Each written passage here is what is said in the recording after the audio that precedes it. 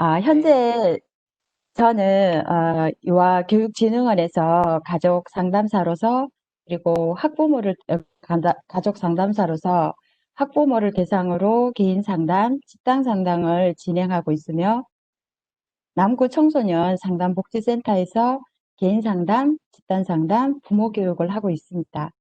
그리고 남부교육청에서 학습 코칭단으로 활동했으며 초등학교, 중학교에서 주로 집단 상담, 개인 상담을 하고 있습니다.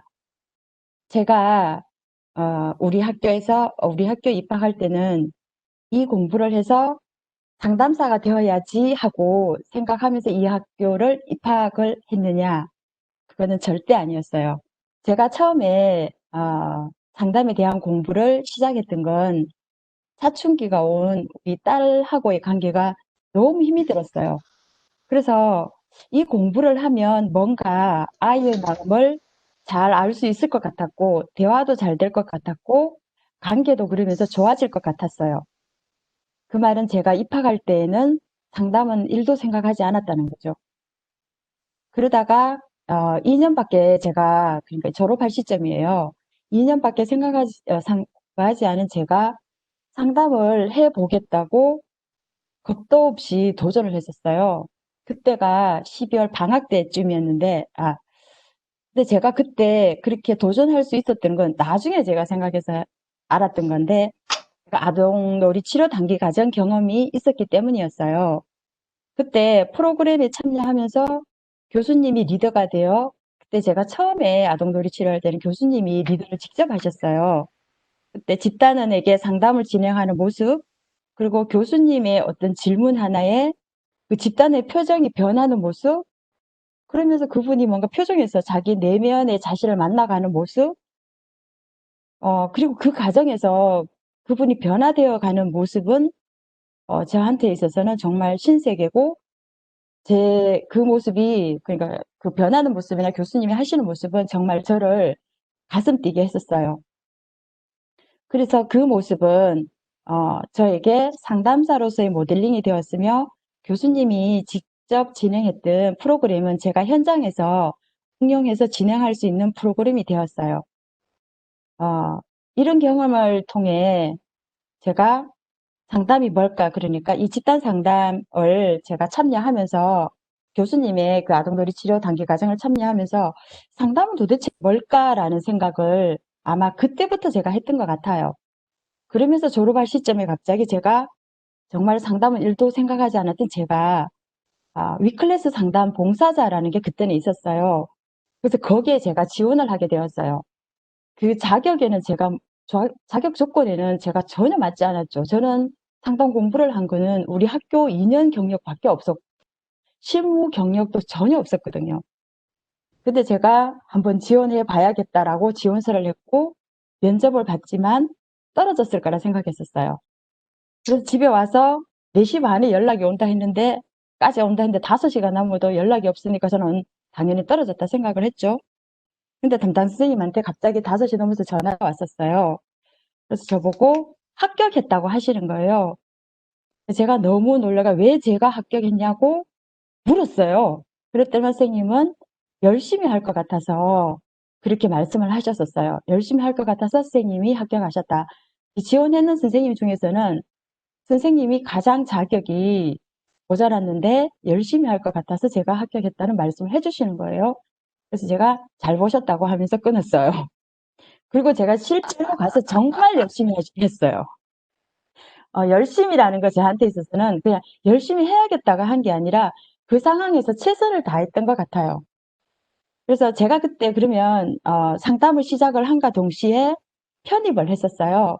동시에 이제 제가 초등학교에서 상담 봉사자로서 활동을 하기 시작을 한 거죠.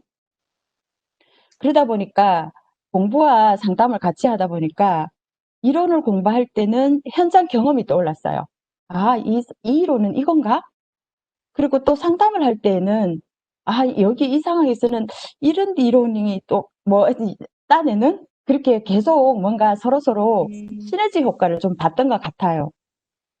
그래서 입학할 당시에는 상담을 제가 정말 말 그대로 오로지 우리 우리 딸이 저를 여기에 오게 했다고로 생각할 수 있어요. 네, 일도 생각하지 않았는데 저는 상담을 그렇게 학교로부터 시작을 했어요. 첫 상담을 제가 학교에서 시작하니까 제 학교는, 그러니까 학교가 제 이력이 쌓이게 되었어요. 학교에서 한 이 모든 실무 경력이 제 경력이 되었던 거죠. 그러다 보니 제가 다음에 뭔가 지원을 할 때는 학교 쪽으로 하게 되는 거예요. 그렇잖아요. 자기 이력이 쌓인 곳으로 내다보면 더 합격할 확률이 높아지는 거잖아요. 근데 제가 그때 당시에는 이렇게 되는지 모르고 했었어요. 그냥 하다 보니까 그렇게 쌓였고, 아, 그러면은 또 쌓였는 곳으로 내면 되는구나라는 걸 나중에 알게 되었어요. 그래서 첫 상담을 제가 학교에서 시작하면서 여러 학교로, 그러니까 학교로 상담을 하러 가게 되었어요. 근데 학교에 가다 보니까 학교마다 조금씩 요구하는 게 달랐어요. 그래서 아이하고 부모 상담을 같이 해야 되는 경우도 있었는데, 그럴 때는 제가 둘의 어떤 이해를 도우면 이 둘의 사이가 좋아지지 않을까라고 생각해서, MBTI라는 거를 배워서 이 성향에 대해서 알게 되면 이해가 되지 않을까라는 생각을 해서 제가 MBTI 공부를 했고요. 그리고 또 아이들 상담을 하다 보니까 말을 하지 않거나 아예 미술 치료를 하잖아요. 그럼 또 그림도 안 그려요. 그런 아이들을 위해서는 다른 게 필요하구나라고 생각해서 제가 모래놀이 상담사 자격증을 취득을 했었어요. 그러니까 저는 하다가 필요한 게 있으면 그때그때 뭔가 찾아보고 그쪽으로 또 공부를 하고 계속 필요해서 하다 보니까 제가 할 수 있는 것들이 좀 점점 많아졌던 것 같아요. 저는 주로 학교에서 상담을 하니, 그리고 제 상담 대상자가 청소년이었어요. 그래서 청소년을 상담하기 위해서는 청소년 상담자 자격증이 필수였어요. 왜냐하면 그 아이들을 만나기 위해서는 기관으로 갔어야 되거든요. 근데 기관은 국가 자격증이 있어야 돼요. 그들은 이 기관에서는 이 사람을 채용을 했다 하는 근거가 자격증이거든요. 근데 누구나 인정하는 자격증이어야 되는 거예요. 그래서 저는 그때 청소년 상담사 자격증을 제가 2016년도에 한양을 졸업한과 동시에 자격증을 취득을 했었어요. 그래서 제가 그 자격증이 있었기 때문에 그 다음은 청소년 상담복지센터로 갔어요. 왜냐하면 거기는 청소년 상담사 자격증이 있으면 인정을 해주는 곳이거든요. 제가 이거를 뭔가 계산을 두고 하지는 않았어요. 하다 보니까 그렇게 된 것 같아요. 그래서 제가 지금 저는 현재 초등학교, 중학교에서 집단 상담을 진행하고 있으며, 아까 앞에서 이야기한 것처럼 유아교육진흥원은 거기에는 이제 부모님들이 오는 곳인데 그 대상으로 개인 상담, 집단 상담을 하고 있어요.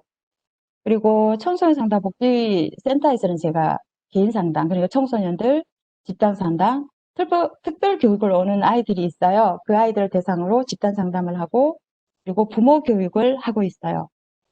아, 제가 어디든지 가서 하다 보면 그 기관에서 선생님 혹시 추천해 주실 만한 선생님이 있으신가요? 라고 물어요. 추천을 좀 해달라고 부탁을 하세요. 그러면 저는 생각을 해봐요. 그러면 일단 물어보죠. 그들은, 그러니까 상담복지센터에서는, 기관에서는 자격증이 있어야 돼요. 청소년 상담사 자격증이든 어떤 자격증이든 공인되어질 수 있는 자격증이 있어야 돼요. 자격증이 있거나 실무경 아니면 그 자격증이 없으면 상담심리학과든 이쪽으로 공부를 했는 사람 중에 실무 경력이 있는 선생님이라야지만 된다는 거예요. 그래서 저도 생각을 막 하는 거예요. 제 후배나 제 동기나 제 선배 막 누가 없을까라고 생각하면 저희들이 이미 일을 하는 곳이 있어서 생각이 이제 미치지 못하는 분도 선생님도 있고, 그리고 자격증이 없거나 또 자격증은 있는데 이분이 정말 아이들을 대상으로 상담을 잘 할 수 있을까라는 여러 가지를 생각하게 돼요. 그때 당시 추천을 받게 되면. 근데 잘 떠오르지가 않아요. 이때 교수님 말씀이 생각이 나죠. 상담할 장면은 많은데 사람이 없다라는, 보낼 선생님이 없다라는 말이, 이 말이구나라는 거를 정말 그때 제가 느끼는 것 같아요. 그래서 제가 상담은 첫 진입을, 그래서 제가 나중에 알게 되는 것 같아요. 그냥 하다가 나중에 알게 되다 보니 상담은 첫 진입을 어떻게 하는가에 따라서 자신의 그 이후 상담 장면의 방향이 정해지는 것 같아요. 왜냐하면 제가 경험해 보니까 학교에서 제가 시작을 하다 보니 제 대상자 아까 전에 그 정희연 쌤이 말씀하신 것처럼 나는 상담 대상자가 청소년이냐 아동이냐 성인이냐 노인이냐 라는 거를 아직 명확하지 않다고 하잖아요. 저 역시도 그랬는데 그냥 그렇게 방향이 청소년이 되었어요. 청소년이 되었고 또 아동이 되었고 초등학교를 들어가니까 근데 가다 보니까 부모님 상담을 해야 돼요. 그러다 보니 부모님 상담을 또 하게 돼요. 어떤 방향이 한 방향이다라고 말하기는 힘든 것 같아요. 하다 보니까 자꾸만 그렇게 필요한 그러니까 대상에 따라서 필요한 것들이 있는 것 같아요. 그래서 학교에서의 경력은 제가 쭉 7년이나, 7년이나 상담을 하다 보니 제가 알게 된 사실들인데요. 어, 학교에서 쌓은, 학교도 기간이잖아요. 학교에서 쌓은 이 실무 경력은 다음에 어떤 기관을 갈 때에는 기관에서 상담 실무 경력은 기관으로 갈 때에 되게 플러스가 된다는 거예요. 제가 예를 들어서 기관에서 학교에서 상담했는 경력이 청소년 상담복지센터에서 플러스가 되는 거예요. 여기서 플러스라는 거는 합격을 시킬 때 지원을 해서 누구를 합격시키지라고 했을 때 그때는 기관의 실무 경력이 플러스가 되는 것 같아요. 그래서 제가 기관에서 요구하는 거는 민간 자격증보다가 국가 자격증, 그러니까 직업 상담사, 청소년 상담사, 임상 심리사 자격증은 이 중에 하나라도 따시는 게 좋을 것 같고 다 따시면 좋겠죠. 그거를 제가 한번 말씀드리고 싶고요.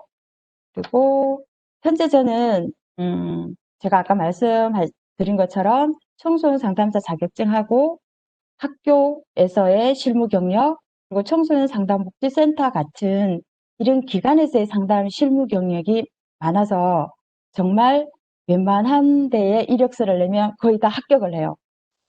그래서 이 기간에 제가 말씀드리려고 하는 거는 기관에서의 상담 경력을 잘 쌓으라는 거 그리고 국가 자격증 하나 정도는 꼭 따놓으시라는 걸 말씀드리고 싶고요. 후배님들은 어떠신지 지금 제가 잘 모르겠지만 제가 입학할 당시에 저는 상담에 대해서 1도 생각하지 않았고 그리고 저는 표가 없었어요. 그냥 우리 아이하고 어떻게 하면 대화를 잘하지 사이가 좋아지지? 그렇게만 생각을 했었어요.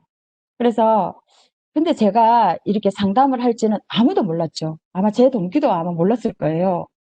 그래서 그때 당시에 동기들은 뭐 진로가 있고 정말 목표도 있었어요. 그래서 제가 그런 거를 들으면서 동기들의 어떤 진로나 목표를 들으면서 교수님한테 교수님 저는 왜 목표가 없고 생각도 없이 이렇게 있을까요? 라고 물었었어요. 그랬더니 교수님이 지금 현재 할 수 있는 걸 열심히 하다 보면 길이 보일 거래요. 그냥 길이 열릴 거라고 이야기했던 것 같아요. 그때 그 길 따라가면 되고 그냥 그 길 따라가라고 했던 것 같아요. 선택이라는 것보다가. 그래서 왜 눈물이 나려고 하지?